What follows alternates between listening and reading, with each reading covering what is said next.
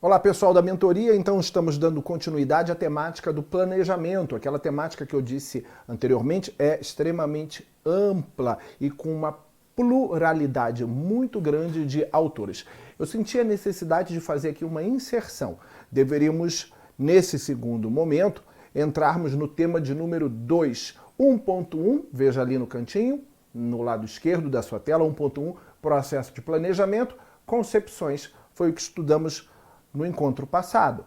Deveríamos entrar agora na importância, mas eu senti a necessidade, logo após trazer a concepção, de falar da diferença entre planejamento e plano, tendo em vista uma das definições que nós estudamos no encontro anterior, trazer essa palavra, essa terminologia, o plano, dentro da estrutura da definição do planejamento. Então, se você lembrar bem, quando estávamos falando de Regina Célia Aidit, a nossa nona autora, no caso, sobre a temática do planejamento, no livro Curso de Didática Geral, esse mesmo curso de didática geral, que está bem aqui, nós vimos lá que o planejamento ele é um processo mental que supõe análise, reflexão e provisão.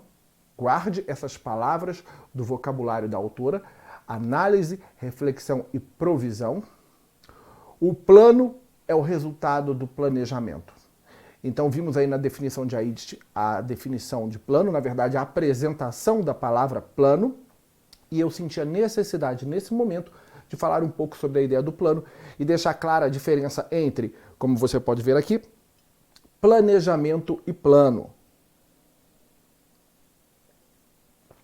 Então, planejamento é uma coisa e o plano é outra. E aí nós vamos explorar as diferenças, primeiro com relação a Aidit, na sequência com relação a outros doutrinadores. Então vamos pensar primeiro em Aidit, Regina Célia.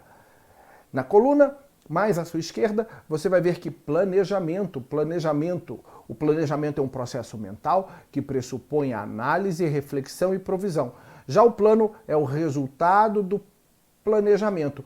Isto é, na outra coluna, o plano é o resultado do processo mental de planejamento. Isso é, o planejamento está no campo da cognição, está no campo das ideias e as ações relacionadas a pensar e prever. Ele é uma ação preditiva e orientativa de ações futuras. Já o plano é o registro, a codificação por escrito daquilo que foi pensado. Não só a codificação, mas o compromisso com aquilo que foi escrito e aquilo que foi pensado. Então, segundo a própria autora, planejamento é análise, é reflexão e é provisão. Análise, reflexão e provisão, e o plano é o registro, é a codificação desta análise, dessa reflexão, dessa ação de prever ações futuras, prever ações futuras.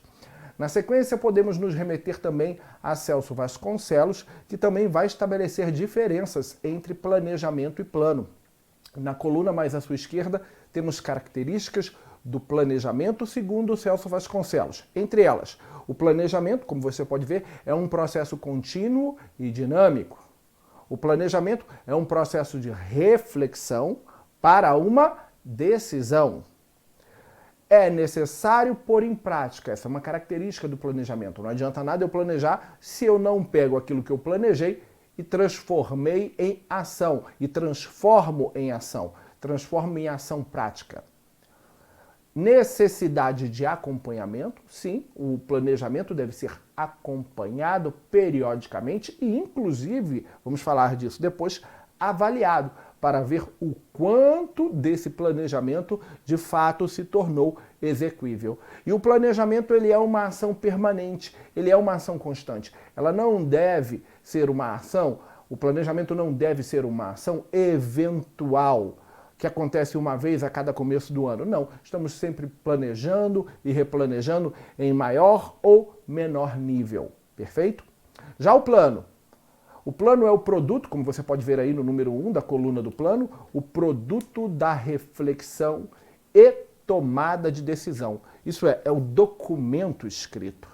Por isso o número 2 diz, realizada de forma de registro. A reflexão, ela é realizada em forma de registro. Aquilo que pensamos e aquilo com que nos comprometemos, nós registramos. O plano é um guia de orientação, é como um manual de instrução de como o período vai funcionar. Ele precisa de uma ordem sequencial e progressiva. Por quê? Porque quando nós não planejamos a nossa vida, às vezes nós produzimos ações que enfraquecem a outra. Por exemplo, nesse momento você está estudando para fazer um concurso público para a Secretaria de Educação. E se nesse momento você tomar a decisão de fazer um mestrado, ou fazer um doutorado, ou às vezes até fazer uma pós-graduação lato sensu, essa sua segunda decisão pode não contribuir com a primeira. Por quê? Porque tudo que você estuda numa pós-graduação, num mestrado, num doutorado, por mais que possa ser uma disciplina pedagógica, que possa até estar no teu programa, a abordagem é diferente. Então fazer mestrado, doutorado, pós-graduação, simultaneamente a preparação para um concurso, é uma ação que enfraquece, que mitiga a outra. Elas vão diametralmente opostas. São diametralmente opostas. Isso é, eu quero passar no concurso esse ano, mas eu casei e eu quero ser mãe. Minha filha, se você virar mãe, dê adeus para os concursos públicos por um bom tempo, porque a maternidade vai te cobrar uma atenção que você não vai conseguir estudar. Você não vai conseguir estudar, a não ser que você tenha uma aldeia em volta de você te dando suporte. Se você não tiver uma aldeia em volta de você te dando suporte, e tiver, quando muito, uma pessoa ou duas, a maternidade se choca com o seu objetivo de ser mãe. Então, tem gente que está planejando tudo para o ano de 2021 e 2022. Em 2021 e 2022 eu vou estudar para concurso, eu vou fazer uma pós-graduação, ou um mestrado, ou um doutorado, vou fazer academia e vou ficar gostosa, e ainda vou ter filho. Não, você vai se trumbicar, porque esse teu planejamento, ele está todo indo em direções totalmente diferentes. Ele está todo errado. Uma ação não contribui e não potencializa a outra. Por isso, um planejamento precisa de uma ordem sequencial e progressiva, onde uma ação potencialize a consecução da próxima ação. E assim se segue, e assim se segue. E por último, deve ter objetividade e flexibilidade. Sim, o planejamento não pode ser uma coisa rígida. O plano, muito menos. O plano não pode ser rígido. Ele tem que ter preceitos moderadores, de forma que garantam a execuibilidade daquele plano. Perfeito? Então ele deve conter, sim, uma série de preceitos moderadores para as ações que estão previstas. Muito bem, então, dando continuidade, temos aí uma outra autora que vai esmiuçar mais ainda essa ideia de planejamento e plano. Joaquina Teixeira, Joaquina Barata Teixeira, que aparece em prova como Teixeira. Teixeira, que muitos de nós nem fazemos ideia de quem é, na verdade é Joaquina Barata Teixeira, publicou uma obra no ano de 2009, está aqui a referência da obra, ligada à área de serviço social, está aqui em cima, e essa obra vai justamente esmiuçar o que é plano, o que é programa, opa, um conceito novo, e o que é um projeto. Então olha como a coisa vai afunilando. Lá no alto nós temos o planejamento. Abaixo o plano, abaixo o programa e abaixo o projeto. Como assim, Hammurabi? Vou te adiantar aqui o próximo slide, só para você ter uma noção. No campo mais amplo, segundo Joaquina Barata Teixeira, nós temos o planejamento, no campo mais amplo. Nós temos o plano, logo abaixo, nós temos o programa logo abaixo e nós temos o projeto logo abaixo. Melhorando, ampliando a tua visão, planejamento, algo bem mais amplo, e dentro de um planejamento eu posso ter vários planos compondo um planejamento. E dentro de um plano eu posso ter vários programas.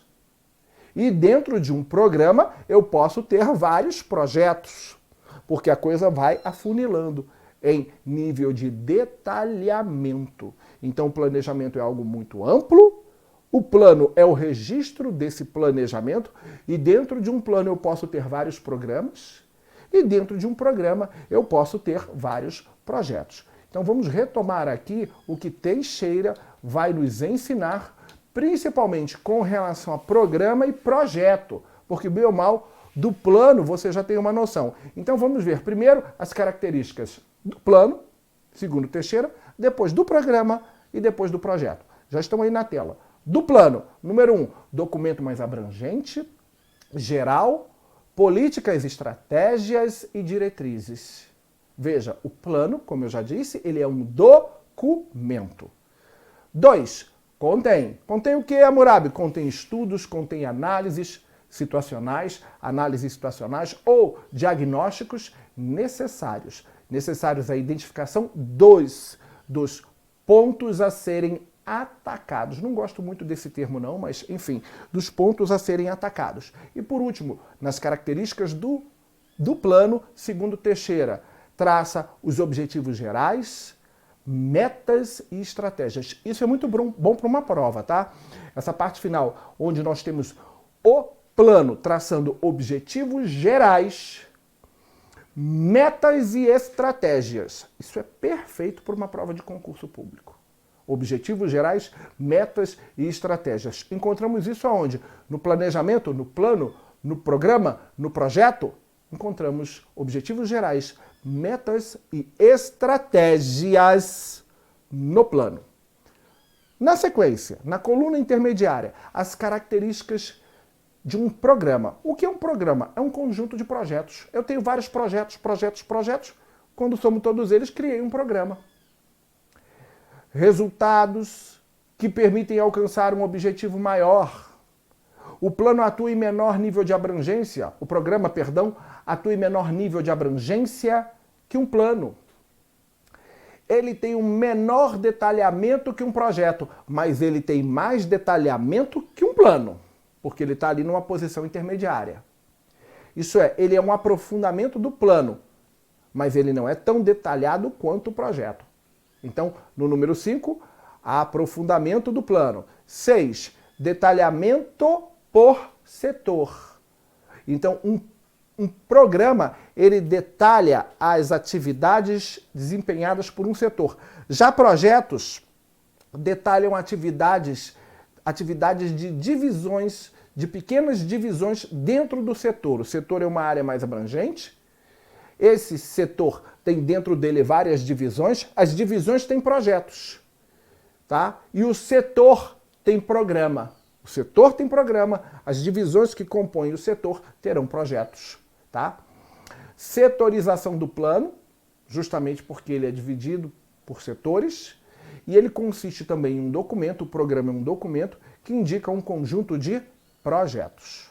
Essas são as características de um programa. Veja que ele está numa condição intermediária entre o plano e o projeto. E o projeto é o documento de nível mais detalhado, a nível de divisão, de pequena unidade dentro de uma instituição. Um projeto, tá, é um documento de menor abrangência que o plano e que o programa, número 1. Um projeto é a menor unidade do processo de planejamento. Olha que coisa linda, olha que pergunta linda. Segundo Teixeira, das alternativas abaixo, assinale aquela que é a menor unidade do processo de planejamento. É o plano? É o programa? É o projeto? Agora você já sabe, é o projeto. O projeto é a menor unidade do processo de planejamento. 3. Maior detalhamento das ações de execução. Isso é, qual desses 3 documentos é o mais detalhado? O projeto. Operação de uma unidade de ação. O que eu acabei de mencionar, os projetos são ligados a divisões dentro de uma instituição, enquanto o programa ele tem maior abrangência, tem uma abrangência setorial, e todo setor é formado de pequenas divisões. Já o projeto está ligado à divisão, por isso, operação de uma unidade de ação. Número 5, trata-se de um instrumento técnico-administrativo de execução e de empreendimentos específicos. E por último, atividades interventivas de pesquisa no espaço público e privado. Muito bem, temos aí as características do plano, do programa e do projeto. Então nós temos uma abordagem bem mais ampla para podermos considerar a partir de agora.